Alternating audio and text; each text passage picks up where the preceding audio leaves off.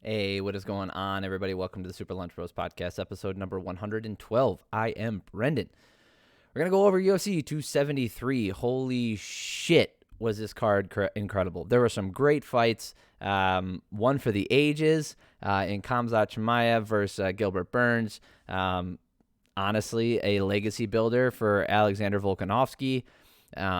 Some controversial decisions. It had everything, and we're going to go over all of that. Please, before we get started here, please like and subscribe. I'd really appreciate it. I am trying a new setup here today.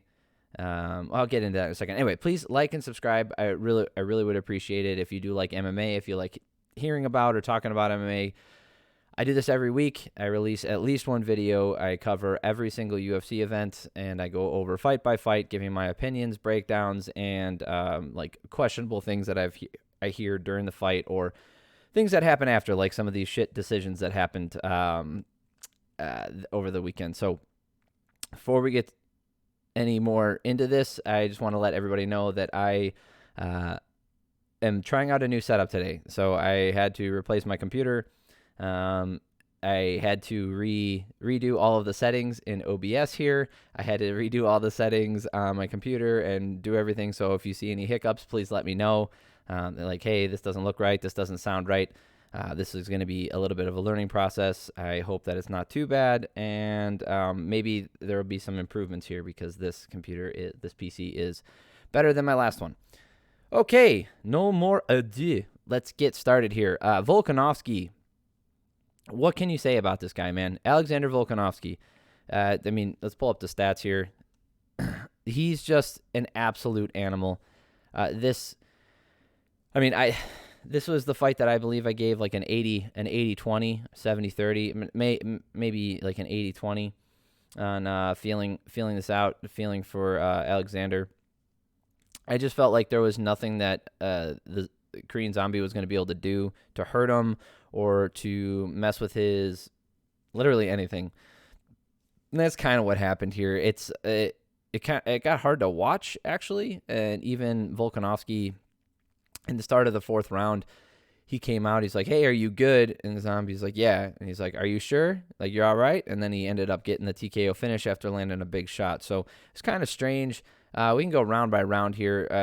But look at the significant strike. So during this fight, Zombie started stalking him down. Volkanovski was picking nice shots and using low kicks to do damage that, the Korean Zombie wasn't able to return. So he was attacking from the outside, and Chang Sung-jung wasn't able to get in there. I think one of the keys to victory for Zombie was getting on the inside and making it dirty, and he just wasn't able to do that effectively or often enough. Volkanovski cracked him over and over again, even rocking him in the few times in that first round. I mean, you could give it a 10-8, you can give it a 10-9. Either way, clearly Volkanovski. That was pretty much the story of the entire fight here. At no moment did you think Chang Sung-jung was either in it or winning this fight. At not a single moment. He had a couple instances where he landed good shots, but none of those shots really rocked Volkanovski. None of them stunned him enough. None of them backed him up for any significant period of time. Jung he was just taking a beating out there, and I wouldn't be mad if they stopped it. This was after the second round, which I had I had a 2018 going into the third, and you could even give it 2016 if you get two 10-8s. Maybe, these judges sucked. We're gonna talk about that. But in round two here, you can see 35-10. Just Volkanovski, just utter domination, just not taking any damage, and Jung not able to do anything. Third round was a much better round for the Zombie. It was, right? And like empirically, it was just better. He landed the most shots that he did in any of the rounds. He landed the most significant shots, like actual meaningful big shots that landed on Volkanovski. But as I said earlier, they just weren't doing anything to him. He landed some good shots on him, but they just weren't stunning him. They weren't affecting him. It wasn't changing Volkanovski's game plan, wasn't changing his movement or momentum, literally nothing. So, even those times where you're like, oh, he's got a puncher's chance and at any time he could win this with a one big shot, even that seemed not just far-fetched because, it's always far-fetched that could happen, barring some crazy circumstances or people like, Mark Hunt, Derek Lewis or something like that, or Dan Henderson.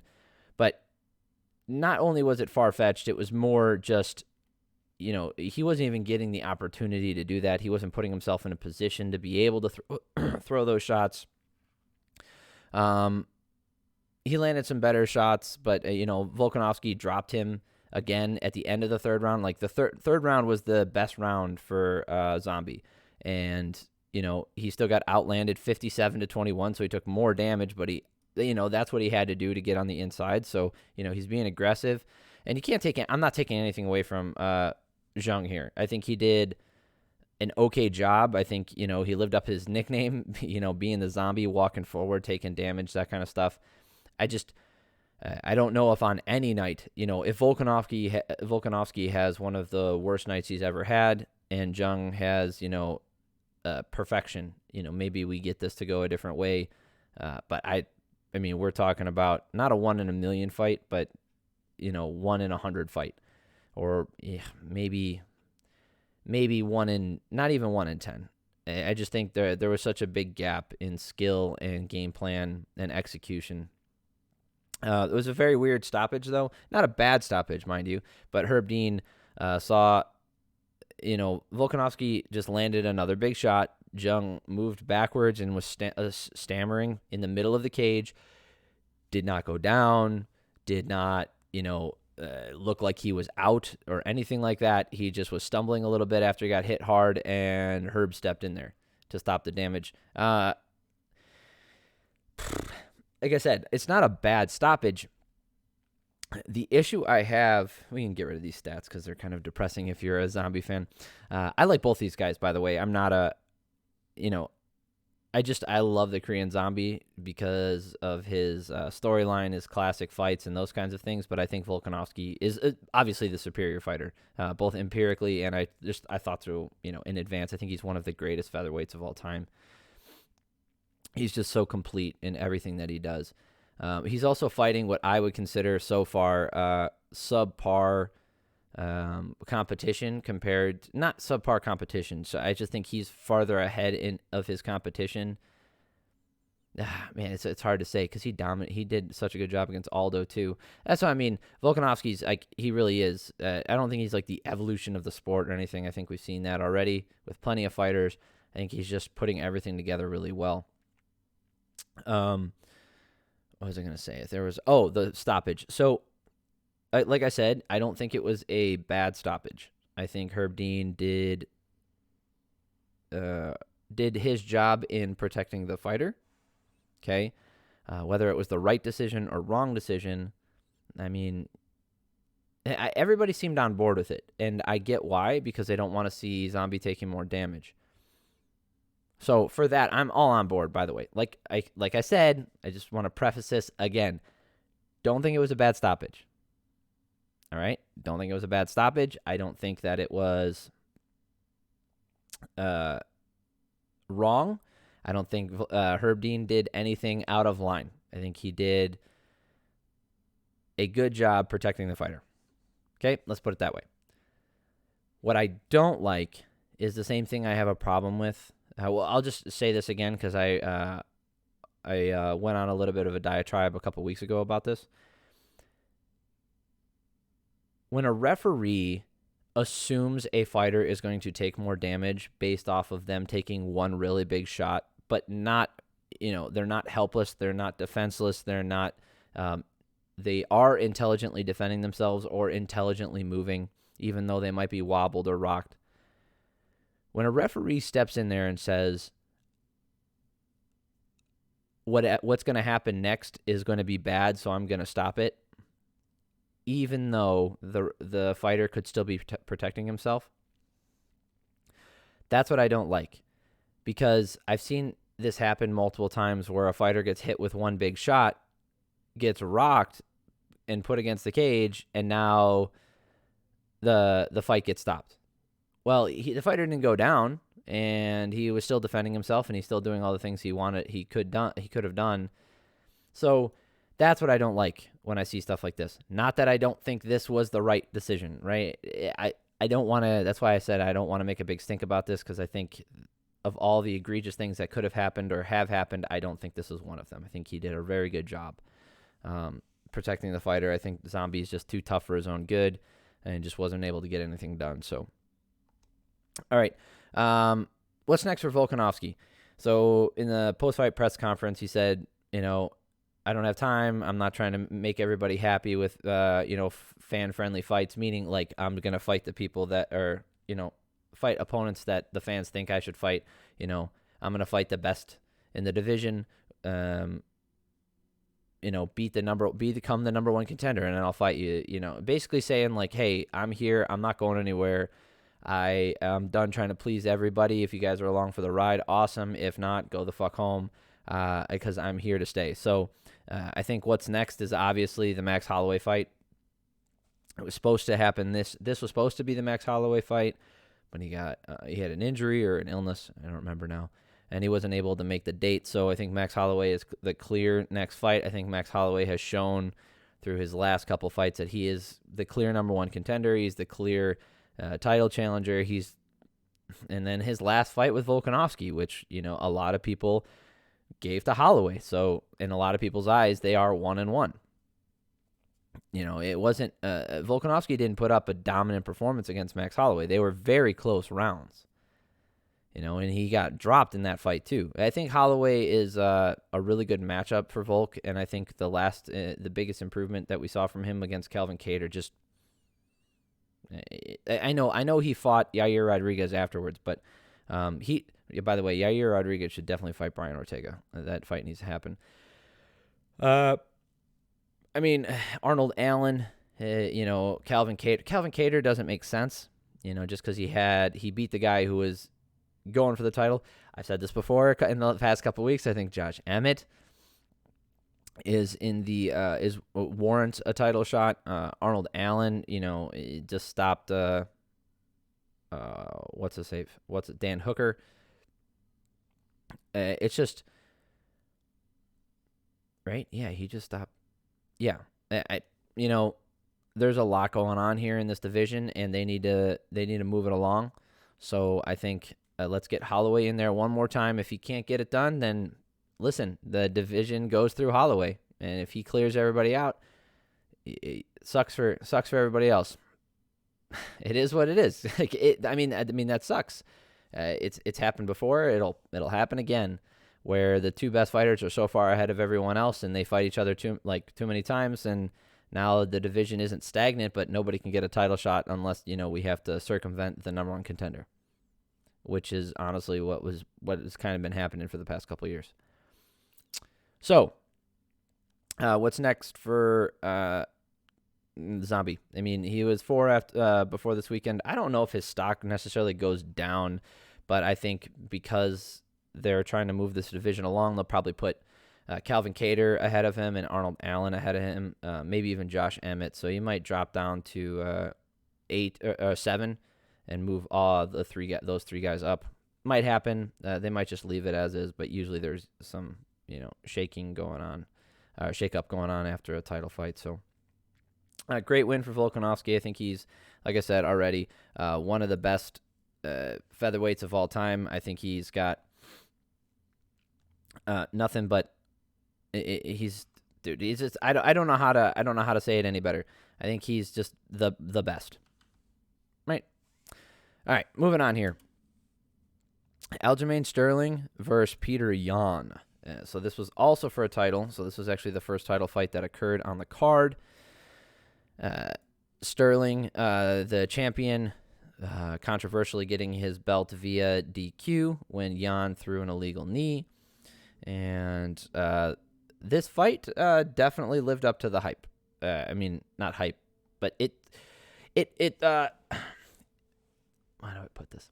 It showed why this fight was warranted, right? Everybody was counting out Sterling, saying, oh, he was getting dominated. But I said, those first couple rounds, he just got tired. And I thought he did a good job in the first fight, in the first couple rounds, and he just kind of gassed and wore out. And Yan naturally, turns it up in the later rounds. So the differential just became too much for him. So Aljamain Sterling gets the decision here, 48-47. I do not agree with that scoring necessarily. I think it's weird. I went back and watched the first round again, which is the controversial one. I mean, it's close and I can get it, but I was confused because during this card, so many fighters were getting rewarded for moving forward, even though they were getting outstruck and out damaged. I figured Jan won that first round. So maybe my view was tainted, and maybe watching it again, I'm still tainted from the rest of the card. But dude, there's these judges were all over the fucking place last night. They were just bad. I think, we got Saul D'Amato here, of course. Saul D'Amato gave it to Sterling, and so did Alessio Rodriguez. Chris Lee was the only one who gave it to Jan, 48-47. So really the controversial. So here, there wasn't much offense in the first round up until the 2-minute mark. Sterling was backing up and rolling around the cage. Jan was trying to catch him and corner him, but he couldn't really get him to stand still. The first round, there was not much action with Jan moving in and Sterling not giving a lot of openings. I gave it to Jan, 10-9. I watched it again, 10-9. Now, Jan did get outstruck on the scorecards here. So he got outstruck on the scorecards. Here, we need to break this down. So, but 11 of those shots were to the body, and I think the ones that Peter Yan landed were up top were better, and those body shots weren't as significant from Sterling. So I think Jan did more damage and was moving forward, and the striking wasn't so outlandish in one direction that, clearly even the cumulative damage went to Sterling. I don't think that happened. So I gave the first round to Jan. All right. Aljo in the second round got Jan's back at 3 minutes and 50 seconds. So I gave the first round to Jan, and then in the second round, Sterling gets on Jan's back, puts in the body triangle, and locks him up and holds him there for the entire round, landing good shots too. Even flipped him over at one point. He still held the body triangle, and he was laying down damage, laying down ground and pound, going for the rear naked choke. That's a one-sided round if I've ever seen one. In my opinion, okay, based off last night, I gave it a 10-9 because I kind of go with how the judges are seeing it. Whereas, obviously, I still have my opinion, and, if I think that a round went to somebody, I'm still going to give them a 10-9, even though I think the judges might go the other way. It's just, the 10-8s weren't getting thrown around, and I didn't feel like they were going to get thrown around, so I think Sterling, you could argue that the round 2 was a 10-8 for Sterling. Jan landed 4 shots, not very good ones. Sterling landed a lot and was going for submissions and finishes the entire time. Now, I don't think any of those, none of those were close to finishing him, but, it's one-way traffic. Jan did absolutely nothing. Round 3, similar to round 2, but if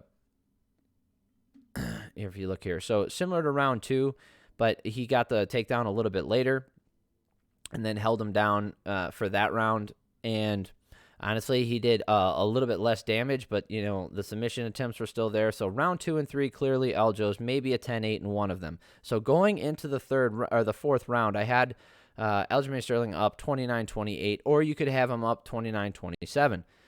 And the last 2 rounds, Jan just turned it up. In fact, he got on top and started doing damage to Sterling in multiple occasions, and he had the grappling advantage. If you want to look here in the fourth round, 3 minutes of control time, not as much damage or anything like that, or not as many submission attempts or submission threats, but he clearly was dominant in every facet of martial arts in the fourth round, and then in the fifth round, Sterling kept going for takedowns and missing him.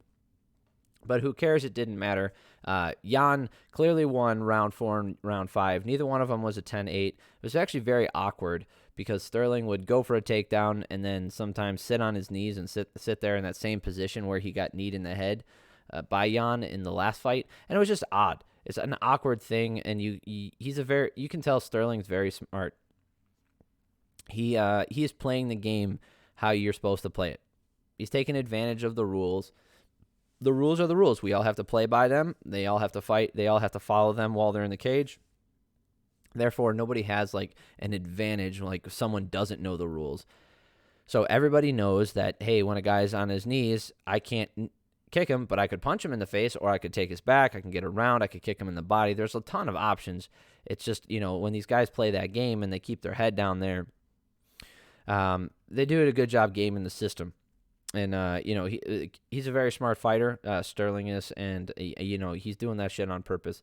Regardless, last 2 rounds went to Jan. Now, this is where I don't get it. Because, for me, I was like, okay, maybe this is a draw, and then Sterling retains the belt, and then they go again. I've been okay with that. I also okay. I gave Jan 48-47. I had him winning. I had him 1-4-5. Okay, 2 and 3 were no way. Even though after in the post fight interview, he was like, yeah, and I 2 and 3 2. I won 4 or 5. Like, no, you didn't. Robbed is kind of a strong word, because that first round he naturally starts slow anyway. So if you're going to go ahead and bitch and say that, oh, I thought I won the first round, knowing full well that that's your downloading round where you're not throwing out as much offense and that kind of stuff, and you're just trying to squeak by, well, you can be upset, but I'm just, try to be a little realistic and understanding when you're not giving your round 4, round 5 effort or output, and, the decision doesn't go your way because you lose that round. I mean, like I said, I gave it to Jan. I'm not so upset about this because the fight was very close. Sterling clearly had an advantage on the ground, and he belonged in there, and he really is championship material, like we all knew he was. After the fight, he called out TJ Dillashaw, says, "You're next." I am totally down with that. And see, Dillashaw is currently ranked number 2. Totally down with that. You want to see Jose Aldo, mix it up in there? I'm down with that too. Corey Sandhagen having to fight one more time and then get a title shot again. Awesome. Problem is, Jan has fought Sandhagen already, so that's not available. Jan fought Aldo already, so that's probably not going to happen. Jan's not going to fight Dillashaw because Dillashaw will fight for the title. So we got Jan and Font. Merab Dvalishvili would be a problem, also because these two train together. So, but Merab is a freaking, his nickname is a machine for real, and he doesn't have like a real loss in the UFC in my opinion. So, not a dark horse necessarily, because if he's fucking really good, and he can take a shot too, as we saw when he fought Marlon Moraes. All right, that's enough on that one. Let's move it on here. Gilbert Burns taking on Khamzat Chimaev. Hamzat Chimaev, sorry. This fight was fight of the night, hands down. In my opinion, I don't think anybody could argue with this. It's one of the best fights ever. It had grit. It had damage on both sides. Chimaev had I call it the Dagestani. I know he's not Dagestani, all right? I get it. But I call it the Dagestani pressure because, it was made famous by Khabib, and a lot of those Dagestani wrestlers use it like that, where he pressures you against the cage and then gets the side control and then,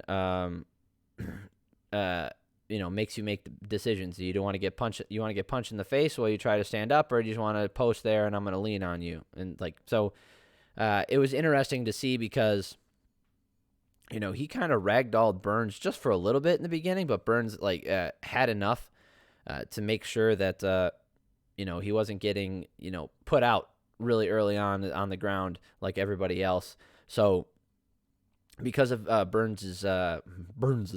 because of his ground prowess, he was able to keep Chimaev from finishing him early in the fight. And then, Chimaev dropped Burns at the 52nd mark in the first round with a beautiful right hand. So, it was, touch and go there for a second and thought maybe the fight was going to be over. If you want to look at the significant strikes here, clearly Chimaev winning this round 27-18, and with the drop and with the damage and with the freaking control on the ground. So, clearly Chimaev's first round, but not a cakewalk for him because Burns was throwing some heat back in his direction. And here we have round two.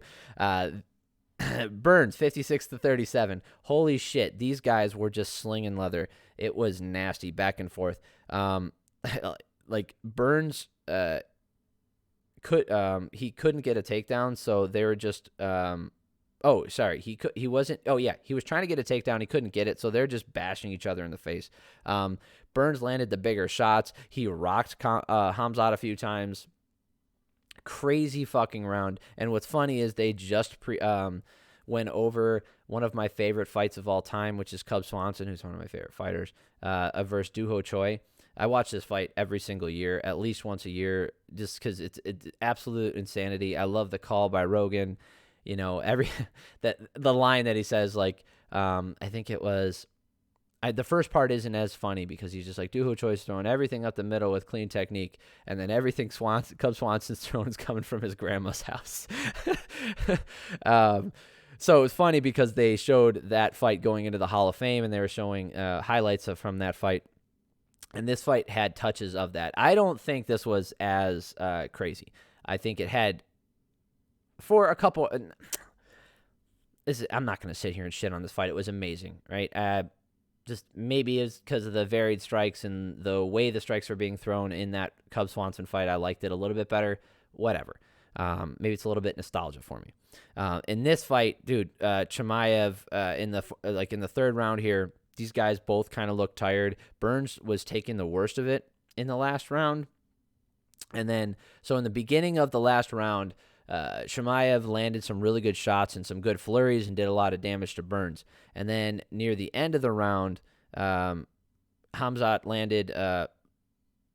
landed some good shots, and he had this like last 10-second, 15-second push in that round and caught up in strikes, because you can see here in the last round he actually was outstruck 45-44. So that's close enough to where, and plus damage, I think, was pretty equal going back and forth here. I think just with that last little push, and because he was moving forward a little bit more, maybe that Chimaev got that round. I wouldn't be mad if you gave this to Burns. I think that Chimaev did do more damage. Like I said, it was pretty close in that third round, but, I wanted to see another round of this. I thought it was awesome. Dude, it's so good. If you did not watch this fight, if you did not watch this card, for the love of God, wait till it comes out, find clips of it on YouTube, whatever you got to do, watch this fucking fight. It's so good. One of the best fights you'll ever watch. You want a friend of your... This is one of those fights, like the Doo-Ho Choi Cub Swanson fight. This is one of those fights where if you want to get your friend who does not watch MMA and you want to get him a little psyched and bring him in to the world, this is one of those fights that you can show him, right? It could have the opposite effect, though. It could get his expectations way up of every fight, and then he sees snooze fest like we had some of the other shit on this card, and he might get upset and not watch the sport going forward. But if you show him that, at least he'll know that, like, oh shit, this is absolutely crazy. Does this happen a lot? And get him interested in the sport. So apparently somebody is here. So the dogs are very interested in that. Anyway, what is next for Gilbert Burns and Khamzat Chimaev? So Chimaev clearly belongs here in the top 5. He just does. Burns is as tough as they come. He belongs here as well. Burns is no pushover. I think he did an excellent job in this fight for all the hype that was coming up, all the pressure that was on him to perform, and he really, he went in there. He showed that, like, I hate this phrase, but he showed he was about that life. You know what I mean? Yeah, both these guys were saying, like, hey, we love the fight. We're going in there. We're going to lay it all out on the line, and you're going to have to kill us to get us out there. And they both showed it. So Burns, obviously, recently challenged for the title against Usman, coming up slightly short. I think, him versus Covington would have been good, but, he's probably going to drop down a little bit here. And then I think Chimaev might be fighting Covington next. I think it's unfortunate that Leon Edwards hasn't fought Usman. yet. As much as I've given him shit in the past, I think he misplayed it, and there's some bad luck on that. But regardless, I think part of the problem with this whole situation is that Jorge Masvidal was thrown in there fucking twice. So this utter bullshit shouldn't have fucking happened, and now it's kind of screwed up some of these matchmaking things. Sean Brady is just another up-and-comer here. And way down here at number 15, kind of the dark horse of the division, Shavkat Rakhmonov. Insanely skilled, great, coming up a little bit slower, doesn't quite have the name that Chimaev does. I mention his name every time that we talk about this division because I think he is a real challenger, and he's going to be a fucking problem for a lot of these guys once he starts getting into the top 10. I think, Bilal Muhammad is fighting Vicente Luque pretty soon. So, whenever that shakes out, Stephen Thompson's coming on the way down, so we don't have to talk about it. Anyway, it doesn't make me sad necessarily. I just, I'm always rooting for Wonder Boy, and it sucks that he's not going to be challenger for a title anymore. So Covington versus Chimaev is being thrown out. I think that's a good fight for both guys. I don't know if Covington's going to take it. Maybe Chimaev sits out for a little while, which is unlikely, and then takes on the loser of Usman. Well, no, let's say Leon Edwards does lose against Usman. Well, okay. Or maybe Usman's out for too long because of surgery or whatever. Maybe, I don't know. Maybe Chimaev takes on Leon Edwards for an interim title. I'd be down for that shit. Colby Covington taking on Chimaev was fun. Like I said, Gilbert Burns taking on anybody up here is fucking awesome. Sean Brady, I think that's a good matchup. Lots of good matchups here at welterweight. So fucking great fight. Please go watch it. It was one of the best fights you'll ever watch. So much goddamn fun. I loved every second of it. It was great. It not only surpassed the hype, it just blew my mind that both of these guys, like, it went the way it did, All right, let's get to some controversy here. Some more fucking controversy. Mackenzie Dern taking on Tecia Torres here at strawweight. So we are going to go over this. Mackenzie Dern got the split decision here. Chris Lee and Derek Clearly seeing it for Mackenzie Dern. Barry Luxembourg here seeing it for Tecia Torres. I agree with Barry on this one. Dern was walking forward nonstop, but Torres was able to duck and dodge while outlanding her and landing oblique kicks to that front knee. Torres outlanding and do more cumulative damage in that first round. I went back and watched this. I still have it for Torres. Okay, now this is why I was confused by the Aljamain Sterling decision as far as who won that first round, because in my opinion, this was a carbon copy. In fact, there was more activity in this one. There is, 35-28 in favor of Tecia Torres here. I had her easily taking that first round. Dern landed some good shots of her own, but, forward pressure and getting punched in the face is not effective pressure, right? That only counts if you land the same amount or do more damage, right? Like, when all things being equal, that's when pressure means something, right? But all things were not equal. Tecia Torres landed more damage, even though each one of her shots maybe didn't land as big as one of Dern's. But I don't think Dern landed that many big shots, and I think Torres landed plenty good right hands. Every time, Dern was stepping in, Tecia would step to the left and land a big right hand. And yeah, it didn't rock Dern, but who cares? It doesn't matter. Cumulative damage counts.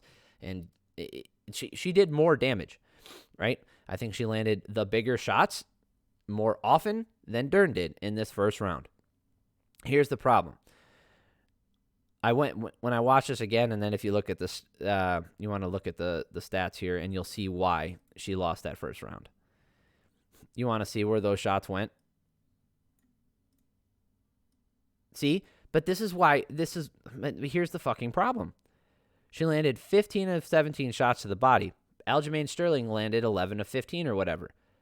Like I said, carbon fucking copy. This is why Dern won this first round, because she landed 24 shots up top to Tecia's 6. I don't think that was that much of a disparity either. I'd have to count. I don't do that. I don't sit there with a clicker and count stuff. But dude, I don't get it. I really don't. I think Torres clearly won the first round. And then in the second round, there was this weird exchange where Dern got her back and then standing. And then Tisha refused. Oh, no, got her. Actually tried to pull guard. Sorry. Hopped on her like a monkey and tried to pull guard. And Tisha said, no, fuck you. And stood up and stayed up. And then Dern went for a Kimura and she went for a triangle. And then what else did she try and do? She tried to crank finally did go to the ground and try to crank the Kimura, and Torres got out of all of them. Clearly Dern's round. Really good submission attempts, really good grappling. Not a lot of damage, but it doesn't matter. So clearly that went to her, and I had it 19-19 going into the third. And then Torres just did the same thing in the third round that she did in the first. So my opinion, like, I don't understand why people were giving it, or why anybody would give Dern the first but not the third, because it would look exactly the fucking same. I don't get this shit. And here's how, this is why it's fucked up. Also, I don't have a problem. I don't have a problem with Mackenzie Dern, right? I don't hate her as a person. I don't hate her as a fighter. I don't think there's nothing about her that's like offensive or anything like that. The problem is she's gotten pushed so hard. Like, she jumped here into the top 10, or when she was in flyweight or whatever. She got thrown into the top of the ranks after beating some nobodies, barely skating by, and she had another split decision win, in my opinion, that wasn't impressive. I'd have to go back and look at which one that was. But, yeah, Ashley Yoder. Her very first win, a split decision. She had problems making weight, and she was still just pushed forward, right? She lost to Amanda Hebos. And then everybody thought she was like, oh, well, put the kibosh on her. But no, they kept pushing her. And then she beats Hannah Cyphers, who ran to Marcos. That's an okay win, but Marcos, we all know, is just a journeyman fighter. Doesn't belong anywhere. Virna Jandiroba, that was a good win. But she clearly had some deficiencies in the striking. Nina Nunes coming off of pregnancy and not fighting for fucking 3 years or whatever. That's a bad fight. And the fact that Nina Nunes was still ranked was unreal. And the fact that they were fighting and then she gets the pop that she did as far as, her boost and rankings again. And then she got just destroyed by Marina Rodriguez. So, when is the hype train going to die down? You know what I mean? Like, yeah, here's the thing is she looked really good in this fight. I thought her striking looked very improved, especially against someone like Tisha Torres, but she clearly lost in the striking department. Her grappling is still very good, obviously. I think she's a dangerous person on the ground, but she shouldn't be getting these fucking opportunities anymore. When her striking is that good to where, people are afraid of it and that allows her to dominate her opponents, now we can start throwing her in the top 5 by getting her these real unanimous decision wins or finishes. She fucking doesn't, man. It was bullshit. Twice this has happened in the UFC. Like, she doesn't look impressive when it comes to her wins, but yet she still managed. And I understand that Tisha Torres is a really good opponent and she belongs in the top 5 herself, in my not in my opinion, but as far as talent goes. But Dern got to skip Torres, fighting lesser opponents in my opinion. Gets to get thrown in the top 5 and now gets this fucking win. She puts herself in position to be thrown in a title eliminator. And then, who knows, based off of fucking ranking system, she might even jump ahead of Marina Rodriguez, which is bullshit. Like, all of this stuff just pisses me off, and it's all because the judges can't do their fucking job. Okay? You know what? That's, I want to talk about that just for a second here before we get to the last fight on this first card.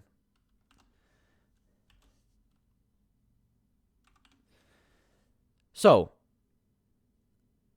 the rules are always the same, right? As far as these new unified rule sets. Damage is fucking first. Damage is first. If you do more damage than your opponent, everything else doesn't matter. Damage is number 1. Now, damage can also mean getting like a submission that's very close to being finished. But even then, you have to be it has to be deathly tight or like near breaking or something like that so extreme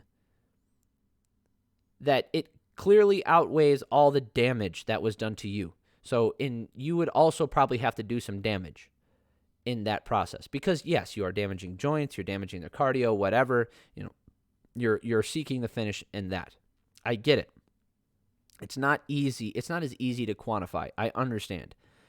But when your first scoring criteria is who did more fucking damage, and the person who does more damage isn't rewarded because they're moving backwards, we need to reevaluate this shit again. Sit down with these fucking nincompoops and tell them to look at who's doing more fucking damage. I don't understand why that's not just the number one thing that they're looking for. It's the number one rule set. It's the first part of the judging criteria. It should be everything that they're looking for. Right? Now, if a judge sees that damage is equal, now we can get into effective octagon control, effective aggression, control time, grappling control, all of that stuff. Submission attempts, takedown attempts, all of those things included in effective offense. Okay? When damage is equal or close enough that the damage done from those other things would exceed like a takedown, right? Like, let's say I punch you 10 times, you punch me 8 times with the same amount of force, and then you get a big takedown and slam me down, and then control me on the ground with no additional damage after that. I would say, that slam does enough to outweigh those 2 punches, as long as I wasn't rocking you with them, right? So you win that round, right? But that's still damage, right? It's just a different way to look at it. It's not the traditional kind of kicks and punches or elbows. But it's still included in the damage done to your opponent. And we really, really have a fucking problem. Because not only...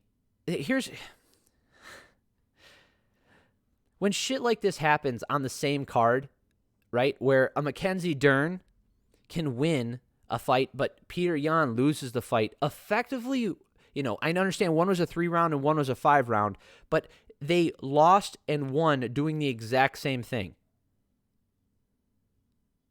Right?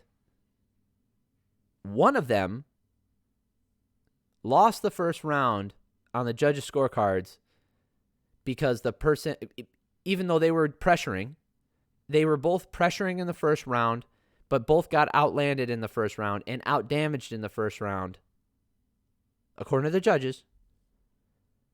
But Jan loses the first round on 2 scorecards, and Dern wins the first round on 2 scorecards. Same night, same octagon, same location, not the same judges.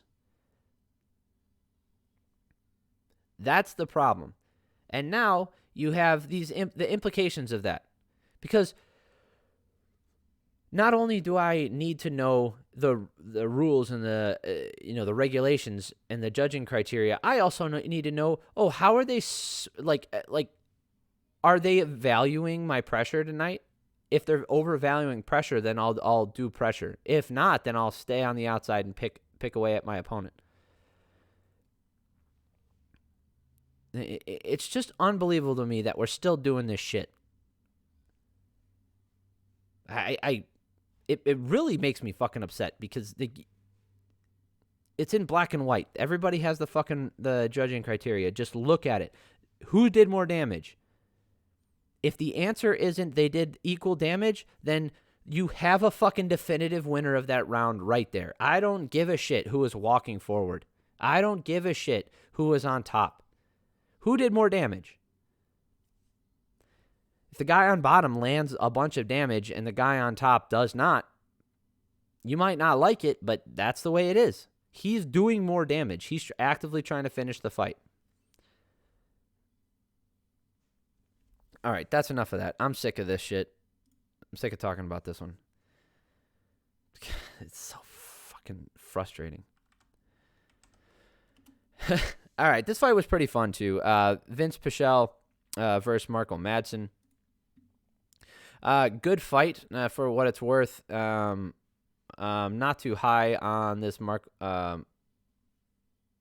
Mark Madsen guy. I'm really not. I think I don't think he's overhyped necessarily, but this whole thing about him being a I understand that he's an Olympian and all this other stuff, and he's a great grappler, but he is a little bit older, and he was talking about like going to gonna challenge for a title. Not what I saw here. Madsen got the decision win, clearly losing the second. I mean, he got outstruck in all 3 rounds, but he did. I thought the first round. Who did I give it for here? So both guys were attacking the lead leg hard. Hard to say who was more effective, but I gave the edge to Madsen's kicks in that first round, and he got a takedown. Didn't really do anything with it, but Madsen had the grappling advantage, and I think he did enough damage on the feet, even though he got outstruck, that I think he won that first round, so that's fine with me. And then, here's the other thing. He got outstruck and maybe outdamaged, but the judges didn't see it that way. Another fucking fight this night, because I did see some people were upset. I saw Madsen winning the first round. I thought he did enough. I thought he did enough damage. I don't think those significant strikes from Pichel were enough to outweigh the ones coming from Madsen. So, but I saw some people upset saying that, Pichel got robbed. So obviously, there's some unhappy fans here. Pichel got a takedown and went for a calf slicer in the second round, and then he actually outlanded him again. So, clear round for Pichel. So I had it going 19-19 going into the third, and then Madsen just managed to get on top and then sit on him in that third round. Not really going for a finish, not really going for a positional advantage or anything like that. He kind of just waited it out and kind of eked out a win, which is fine. I'm not, you win. A win's a win. It's impressive at this level. You do what you got to do to get these wins. I'm not going to take away anything from him, trying to make money for him and his family or anything like that. That's not what I'm doing here. I think that the career aspirations of getting a title, on the other hand, that's a no. I don't think so, dude, because he got tired in a 3-round fight, which is a problem. Fights at lightweight here, you're not going to make it over 5 rounds. So unless he's finishing people, which he's not just like wiping the floor with everyone in the first round, unless you're finishing people, you're going to have to fight 4 or 5 rounds sometimes. And he couldn't even cut it over 3. He was so exhausted. And, his grappling is pretty good, but he got taken down. And this lightweight is nothing but killers, man. You want to look at these lightweights here. Like, I don't see him beating.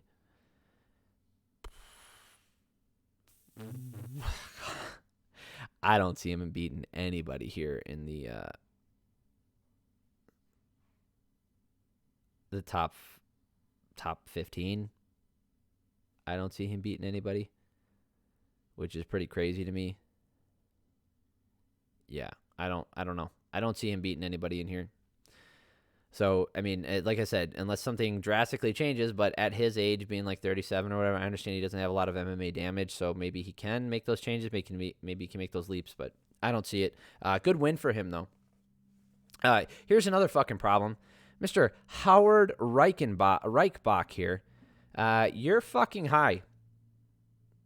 Dude, I'm telling you, these judges were all over the place. Oh, so is fucking Chris Lee on this one. Saul D'Amato was the only one in this fight who had his fucking head on straight. Are you kidding me? How out of, this was shit. 30-27 for Madsen. That second round was as clear of a round for Pichel as I have, for the other guy, as I could possibly see, and they gave him that round. If the third round was more competitive, I think this would have been like a real robbery. You know what I mean? Because people, they gave him the first 2 rounds, so no matter what Pichel did, unless he got a finish in that third round, he wasn't getting the win, right? And if he won that third round clearly, and we all know that he won the second round clearly, people would have been really fucking upset, and I think it would have really highlighted the ineptitude of the judges last night a lot better than it did, because this one kind of got buried, and no one's going to talk about it. It was the first fight on the card. No one's going to give a shit. They'll all talk about I don't even think anybody's going to talk about the Mackenzie Dern, Torres fight. I think that's going to fly under the radar too. I think the only one that's going to get attention is Sterling versus Jan, rightfully so, because I think there's some questions. But I think that's the least offensive. I think that's the least offensive of all of them. So this judging last night was absolute horseshit. I can't believe that we're still, like, I'm not going on that diatribe again, but I cannot believe we're still dealing with this fucking issue. It's just such shit. It's absolute garbage. I cannot believe. I can't. Like, I heard that scorecard. I heard 30-27, and I'm like, how? On what fucking planet did Madsen win the second round? And these are the guys deciding how much you guys are going to, effectively, how much you're going to get paid in the future, because we get to decide whether or not, we meaning them, they get to decide whether or not you won the fight based off what they're seeing. And I understand, before anybody, wants to jump on me for saying this, I understand that given the rule set, given the judging criteria, there can be a round that you and I watch, score it differently for the opposing person, and that being okay, because based off of the subjectivity built into the judging criteria, that's going to happen. I've said this before. This was not one of those, motherfucker. Nope. No, this was bad. This was fucking bad. Yeah, good job, Madsen. Horrible judging. Shit night for judging. Fun night for fights, though. There were some really good fights on this card. All right, that is it for the main card. I will be doing a prelim breakdown in a shorter video. I'll put that one out. If you guys, please, like I said at the top, if you made it this way, I really appreciate it. I do. It means a lot to me that you watch a video. Please, if you would, subscribe to the channel. Let me know what you thought about this card, what you thought about the new setup here that I have. Did you even notice a difference? If you did notice a difference, that's kind of a good thing. Let me know what you want to see more of. Do you want me to break down the rounds more? Do you want me to focus only on the main event and then just breeze through the rest of them? You let me know what you think, because I do listen to the feedback, and I will be changing things up in the future. So I really appreciate y'all. I do, and I hope everybody has an awesome day.